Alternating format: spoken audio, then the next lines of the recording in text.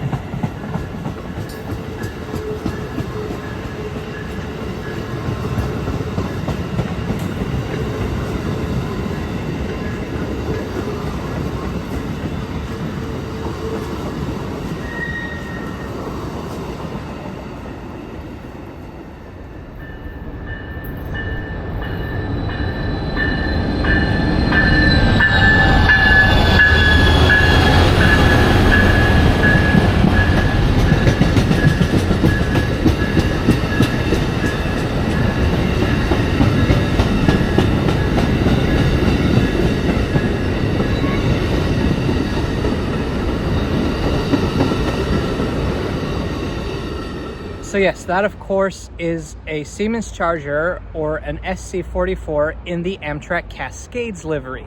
Now the Cascades is a service in the Pacific Northwest, from Eugene, Oregon to Portland, Oregon, Seattle, Washington, and Vancouver, British Columbia.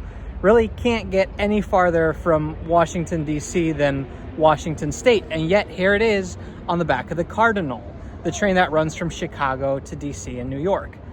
Why was it on this train? Was it just for rail fans? No, it's going to Philadelphia. That's where the new Airo train set is being stored. The Airos are a fleet of new passenger cars that Siemens is building for Amtrak to use on routes like the Northeast Regional, the Empire Service, and the Cascades. In fact, the Cascades cars are first and enter service hopefully in 2026.